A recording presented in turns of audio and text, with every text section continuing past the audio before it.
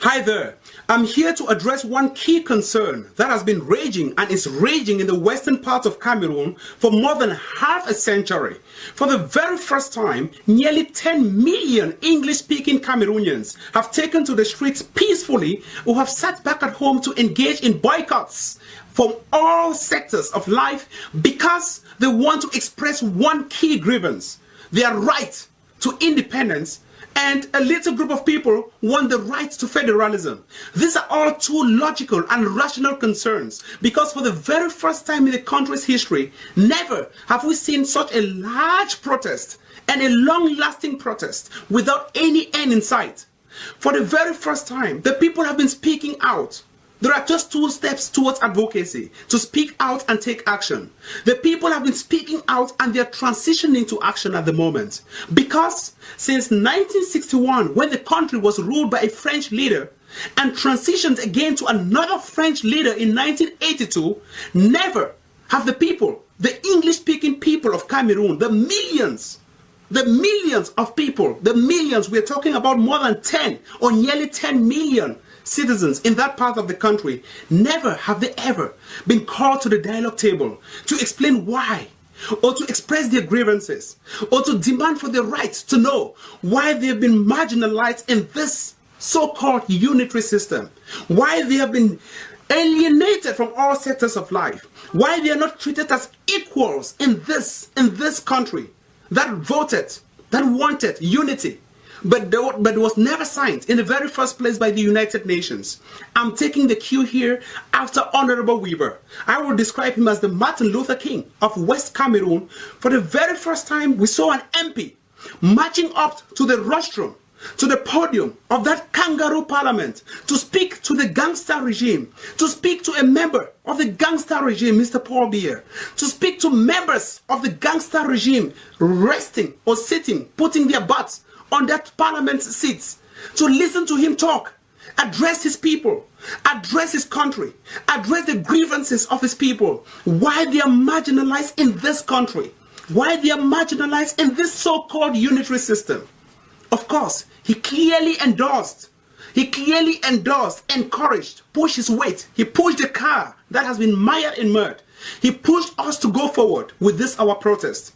This is a laudable initiative. I lack words to appreciate that. At the end of the day, it is very simple. Everyone who has been lackadaisical, everyone who has been feet dragging, everyone who has been pulling back from this protest should be encouraged. Should be encouraged by what Honorable Weber, Martin Luther King Jr. said in Parliament. Should be encouraged that we have a right to speak out. Should be encouraged that we have a right not to fear. Not to fear. Do not be afraid. Do not be afraid to speak out for your rights. It is your right to speak out, to demand why you are being marginalized, to demand why your concerns are not being dialogued in the country where you pay your taxes, in the country where you contribute towards nation building, in the country where you contribute towards the economic growth and welfare of the society. But you contribute under force, you contribute under repression, you contribute under marginalization. Of course, we have the right to know why we are not treated as equals in this country.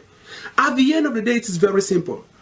This is a strong message that has been passed by the Member of Parliament, Honorable Weber, and he is not speaking, or he was not speaking as an MP, but he was speaking as someone who represents a group of people in northwest Cameroon who was elected by a group of people currently fighting for their own rights in their own country. Mr. Biya, time is running out. I believe you listen to that man speak.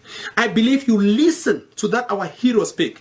I believe you listen to that great citizen whom you know spoke. He spoke to you directly. You should address this concern because time is running out. There is much to what people can take. There is much to harassment, to the rapings, to the killings that we can take in our own backyards. There is much to the marginalization that we can take. At this moment, your time is running out. It is very clear. You're already 83 years old. How long do you think you can live in power? How long do you think you can use the last kick of a dying horse? It is very simple. It is either you call these 10 million citizens who have jointly elected or formed a consortium to represent their voices, you call them to the dialogue table and stop these back channel negotiations where you handpick your own consortium members to represent you or to represent us at that dialogue table. We will not accept that. It is very simple. We are now educated. We are not fools. We are very smart to detect your tactics. We are in the diaspora contributing to peace and security in that country because the money we send back home daily or monthly or yearly outweighs far more what trickles down from top to bottom in that national development hierarchy. What trickles down as salaries to the bottom or to the common man on the streets. It is very simple. It is either you listen to us because the Anglophone speakers won at this moment. The Anglophones are not ready to sell their consciences for another half a century. The Anglophones are not ready to live under inequality. The Anglophones are not ready to live under marginalization from all the sectors where they contribute towards national development. The Anglophones are ready for independence. The Anglophones are ready for at least federalism.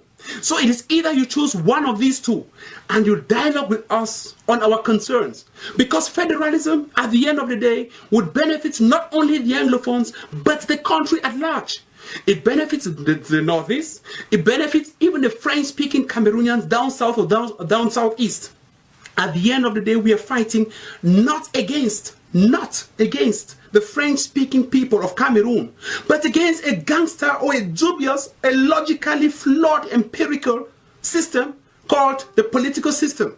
The political system of governance called unitary system. It is unitary in its own smokescreen title, in its own cosmetic title. Take off the unitary, it is not unitary.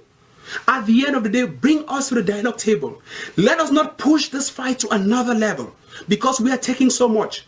And thirdly, pull back all your 3,000, nearly 3,000 soldiers you've sent to the English-speaking part of Cameroon to brutalize, to rape, to kill, to maim us. Pull back those soldiers and send them to the north to fight against terrorists. We are not terrorists. This morning, the United Nations Human Rights Commission put out a press release clearly comparing Cameroon to Syria. Of course, the competition or the comparison is very flawed because Cameroon is even more than Syria. Cameroon's human rights abuses outweigh even that of Syria because for one reason, the legitimate government of Syria uses its military and the police to protect its innocent civilians who are facing threats from terrorists.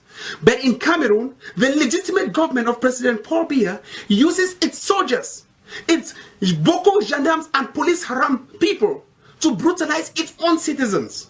The legitimate government of Cameroon has sent, instead of sending the troops up north to fight against Boko Haram, they have sent the troops to fight against what they describe as terrorists in the northern speaking part of the north and the southwest English speaking part of Cameroon.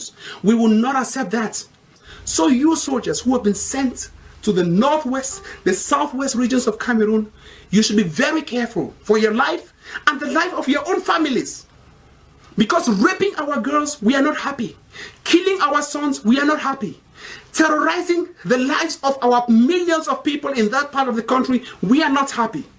And brutalizing our mothers, stopping our businesses, we are not happy. It is either you pull back from our territory or we pull into your territory. And that is why Honorable Weber has started by talking in your parliament. Believe me, there is action soon. I'm begging for the very last time, you should call your people to dialogue because we are no longer fools and will no longer accept terrorism by your gangster regime and by the gangster soldiers operating in a rogue state. Thank you very much. My name is Tapang.